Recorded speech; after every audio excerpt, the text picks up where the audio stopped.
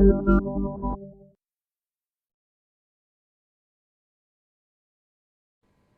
सुन रहे हैं ज्ञानशिला। क्या नाम जप से भगवत प्राप्ति होनी संभव है? ये प्रवचन परम पूज्य स्वामी जी राम सुखदास जी का है। स्वामी जी कहते हैं कि पारमार्थिक साधनों में जो क्रिया होती है उसकी प्रधानता नहीं है, यानी जो हमारे साधना होती है उनकी प्रधानता उसमें नहीं रहती है। उसमें भाव और ज्ञान की ही प्रधानता जारी रहती है। उसमें जो विशेषता है वो भाव और क्रिया की है। क्रिया की प्रधानता तो सांसारिक कामों में लगती है। जैसे एक कुछ हम कर रहे हैं वो सारी चीज़ें सांसारिक चीज़ों में लग सकती हैं। हमारी जो क्रिया है वो सांसारिक कामों में उसका ज़्यादा महत्व होता है। परमार्थिक साधन में क्रिया की ज़्यादा महत्व नहीं रहता है, उसमें उसकी प्रधानता होती है भाव और ज्ञान की। तो वैसे ही भगवान नाम का जप क्रिया होते हुए भी भाव को, ज्ञान को जागृत करने का विलक्षण साधन है जो नाम जप है। नाम जप में जो भाव की ही प्रधानता है, भाव की कमी रहने से नाम जप करते हुए भी विशेष लाभ नहीं होता। भाव के बारे में बहुत सी बातें हैं। पहली बात तो यह है कि भगवान के साथ अपनापन हो जाना ये आवश्यक है। अपनापन जब तक नहीं होगा तब तक बात नहीं बनेगी। अपनापन रख कर नाम जप किया जाए तो उसका भाव भगवान पर असर डालता है। एक बालक अगर माँ को पुकारता है तो यहाँ बैठी जिन माता बहनों के बालक हैं उन सभी का नाम माँ है, पर उस बालक की पुकार सुनकर वे सब नहीं दौड़ती हैं।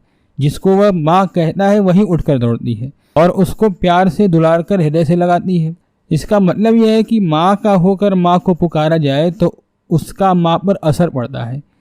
क्योंकि ये वीडियो नाम जप का जब विषय चल रहा है तो इसमें बहुत से ऐसे भी बातें उठती है कि क्या नाम जप से भगवत प्राप्ति होती है क्या, तो इसी विषय पर इसका ज़्यादा वर्णन रहेगा। तो जो माँ है वो अपने बालक को पुकारने पर उठती है। माँ देख लेती है कि वह खेल में लगा हुआ है, अतः माँ माँ कहने पर भी माँ पर इतना असर नहीं पड़ता है। नाम जप की खास विधि है भगवान का होकर भगवान का नाम लें। केवल भगवान ही हमारे हैं और हम भगवान के ही हैं। संसार हमारा नहीं है और हम संसार के नहीं हैं। यह अगर पक्का विचार हो जाए तो तत्काल लाभ होता है। गोस्वामी जी महाराज ने कहा है कि बिगड़े जन्म अनेक की सुधरे अब ही आजू, हो ही राम को नाम जपू तुलसी तज कुसमाजू। अनेक जन्मों में बिगड़ी हुई जो बातें हैं आज सुधर जाएं और आज भी अभी अभी इसी क्षण सुधर सकती हैं। ऐसा इसका प्रभाव होता है। कैसे सुधर जाए? तो कहते हैं कि तू राम जी का हो और राम जी को पुकार। परंतु हमारे से भूल ये होती है कि हम संसार के होकर भगवान को पुकारते हैं। रहते तो संसार में है, संसार का आश्रय को छोड़ने के लिए तैयार नहीं है और उसके बाद से भगवान को पुकारे जा रहे हैं। संसार के काम धंधों के कारण वक्त नहीं मिलता।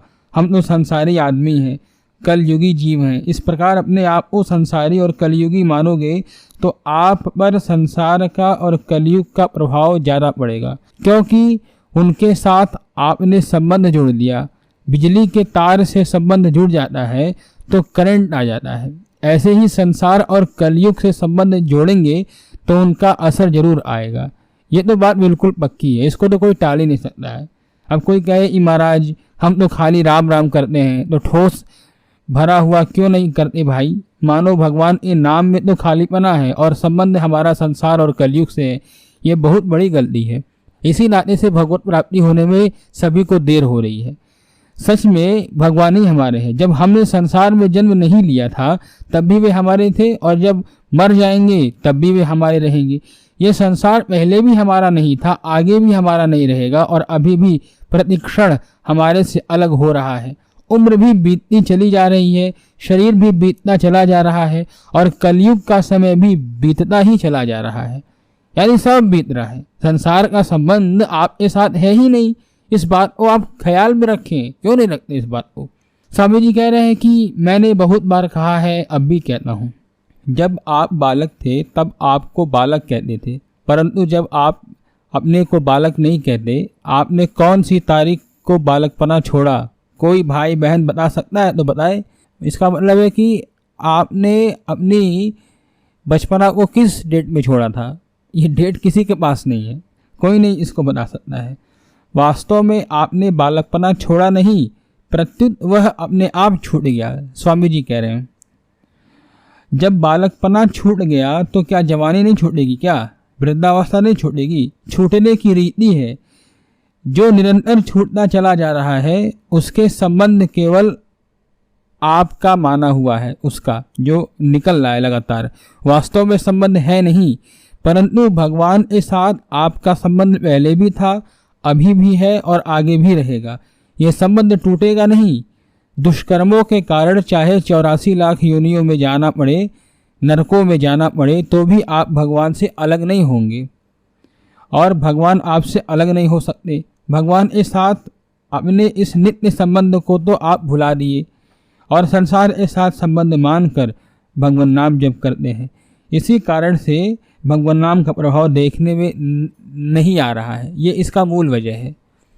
आगे स्वामी जी समझाने का प्रयास कर रहे हैं। देखिए, मैं इसे सरल भाषा में आप लोगों के सामने रखने का प्रयास कर रहा हूँ। कहते हैं कि कुटुंब का संबंध तो नदी नाव संयोग की तरह है।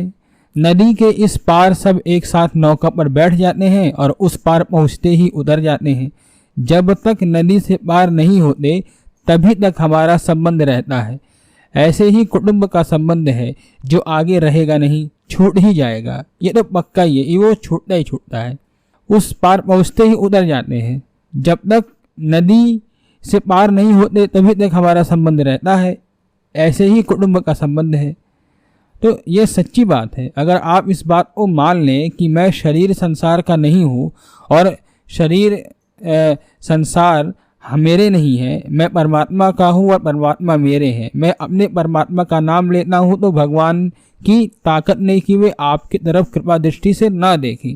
ऐसा वे खुद भी नहीं कर सकते हैं। भगवान के होकर भगवान के नाम का जप करो। गोस्वामी जी इसी बात पर बहुत जोर दिए हैं, हो ही राम को नाम जपो। ये बहुत ही गूढ़ बात है, लेकिन जितनी ही गूढ़ है उतनी ही सरल भी है। संतों ने तो कहा है कि हरिया बंदीवान जीव करिए को पुकार। कोई चारों तरफ से घिरा हुआ हो और वहां से निकलना चाहता हो तो वह जैसे पुकारता है कोई छुड़ाओ बचाओ, जैसे कातर भाव में वो पुकारता है, तो वैसे वो जैसे पुकारता है कोई छुड़ाओ, ऐसे ही भीतर से पुकार निकलनी चाहिए। ये पुकार, ये उत्कंठा नहीं उठ रही है। इसी नाते से सारी गड़बड़ी हो रही है। आज तक नाम की जितनी महिमा लिखी गई है उतनी तो है ही, उसके अलावा भी बहुत अधिक बाकी बची गई है। परंतु नाम सही ढंग से न लेकर कहते हैं कि नाम की जितनी महिमा शास्त्रों में लिखी है, सुनने में आती है, उतनी देखने में तो नहीं आती। देखने में आए कैसे? आपने उस ढंग से नाम लिया ही नहीं।